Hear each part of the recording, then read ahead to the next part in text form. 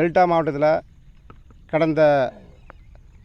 கடந்த ஆட்சி செய்த முதலமைச்சர் எடப்பாடியார் அவர்கள் டெல்டா மாவட்டத்தில் பாதுகாக்கப்பட்ட வேளாண் வளமாக அறிவித்து ஏற்கனவே இங்கு இயங்கிய எண்ணெய் நிறுவனங்களை ரத்து செய்யும் நோக்கத்தில் பாதுகாக்கப்பட்ட வேளாண் வளமாக அறிவித்தாங்க.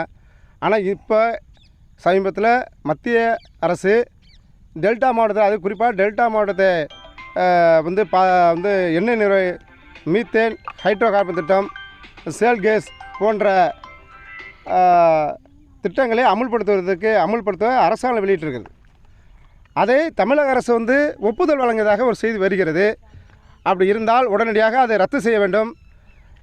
அதை டெல்டா மாவட்டத்தை விட்டுட்டு டெல்டா மாவட்டத்தை எடுப்பது முற்றிலுமாக மத்திய மாநில அரசு கைவிட வேண்டும். ஏன்னால் இந்த பகுதி மக்கள் விவசாயத்தை நம்பி வாழக்கூடிய மக்கள். விவசாயம் தான் எங்களுக்கு வாழ்வாதாரம். அதை நம்பிதான் எங்களுடைய வாழ்க்கை ஓடிக்கொண்டிருக்கிறது. ஆகவே இந்த ஹைட்ரோ கார்பன் திட்டம், மீத்தேன் திட்டத்தை டெல்டா மாவட்டத்தில் எடுப்பதை உடனடியாக தடுத்து நிறுத்த வேண்டும். இல்லை என்று சொன்னால் பெரும் விவசாயிகள் திரளாக திரண்டு மிகப்பெரிய போராட்டங்களை விவசாய சார்பாக முன்னெடுத்து செல்வோம் என்பதை இந்த நேரத்தில் நான் தெரிவித்துக் கொள்கிறேன்.